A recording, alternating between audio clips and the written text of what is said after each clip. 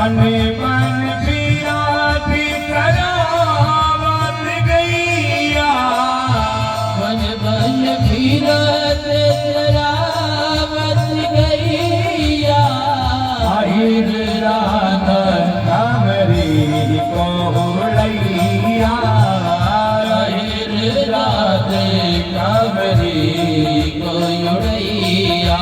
भगवान बोले मामा सही सुना बोले हम वो ही हैं, हमें कपड़ा दे दो। बोले अच्छा ये राजा के कपड़े हैं? हाँ जी।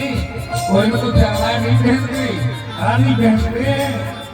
कन्हैया बोले ज्यादा नहीं बोल रहे, बोले सुनो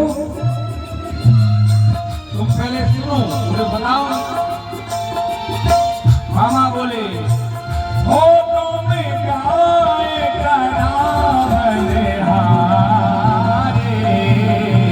तुम हो गाय चरावन मारे पी झाग भये मत भारे पी झाग भये मत भारे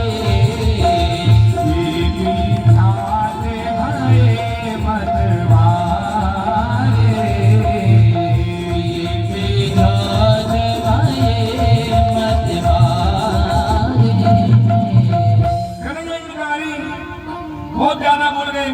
बलराम जी से कन्हैया ने सारे में कहा क्यों भैया समझा दूं? कन्हैया बोले समझा दूं। भगवान ने उठाकर की एक मामा धोबी के कान पर मामा तो धोबी मामा की गर्दन धड़ से अलग कर दी। बोल वृंदावन बिहारी लाल की गर्दन। भगवान ने बोले अरे खाना ये क्या किया? बोले भैया आपने कभी कुछ समझा दो। बलराम जी बोले हमको क्या पता तुम ऐसे समझाओगे? अरे बोले बहुत से लोगों को समझाना इतनी देरदार करेंगे ना समझाने में तो पानी ही जाएगा मौसम बन लो भैया। हाँ इतनी देरदार नहीं करना समझाने में, जल्दी जल्दी समझाओ।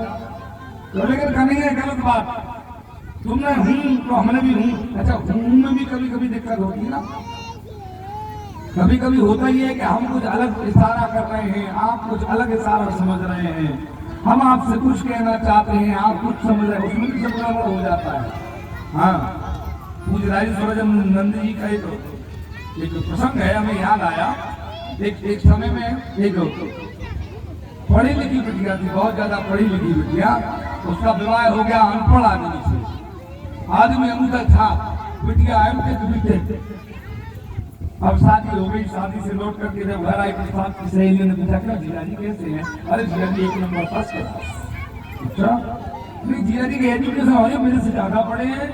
हाँ मेरी क्या पढ़ाई है? वो तो विदेशी पढ़ाई पढ़ करके आए हैं, विदेशी पढ़ाई। अब इसने सोचा कि कौन हो, उनके पास जाकर तो तुमने पूछेंगे आप अभी तो नाक बचाओ।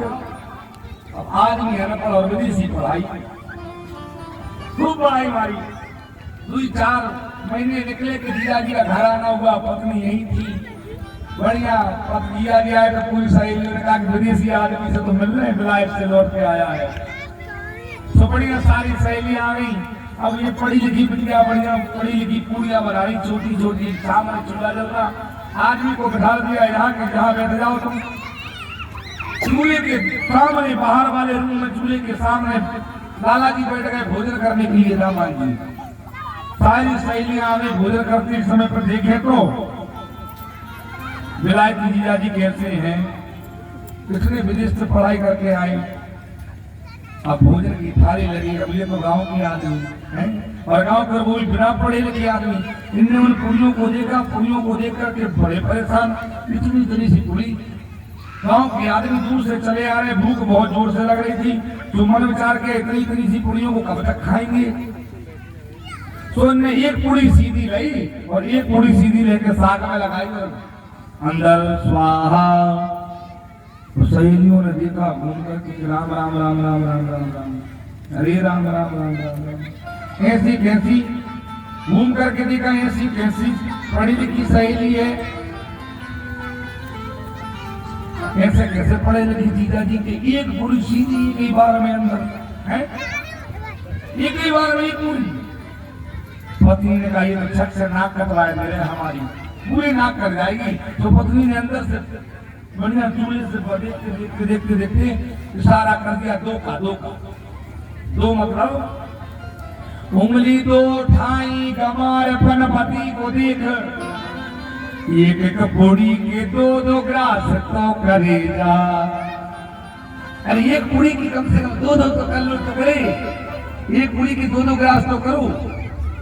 पति ने दूर से इशारा देखा, पत्नी कह रही एक के दो कर लो, नाक कट जाएगी नहीं तो हमारी। और जैसे पत्नी का इशारा देखा, पति ने समझा पत्नी कितना प्रेम कर रही है हमें। कह रही है कि प्राणनाथ तुम इतनी दूर से चले आ रहे हो, एक मैं का हुए दो खाओ दो, एक मैं हुए खा। तो पति ने पूरी डबल कर ली। अब पति पूरी को डबल करे, एक पूरी में थोड़ी सब्जी, दूसरी पूरी ऊपर से और बनाए और अंदर सही और खिला के हंसी। तो इतने दूर से देखो, अब तो एक की दो चल रही है। इनको देखते हो, तुमने देखो दो को चबाने लगो मूड जब एक साथ, तो माथा ठोक त्रिया बोली लाज सो डरी जा। माथा ठोका अंदर से कम लाज से तो करो। पति ने दिमाग लगाओ, पत्नी कह रही कि ये पूरी ऐसे न खाओ, ये पूरियां बड़ी पूजनीय हैं, पहले इनको माथे से लगाओ और फिर खाओ। क्योंकि ये तो पढ़े लिखे था ना, वो सारा कुछ कर रही है, समझ कुछ रहे हैं। पूजनीय पूरी को पहले प्रणाम करो फिर खाइयो। तो ये पूरी ले में साग ले में, दूसरी पूरी ऊपर रखे, पहले माथे से लगाओ फिर खाओ।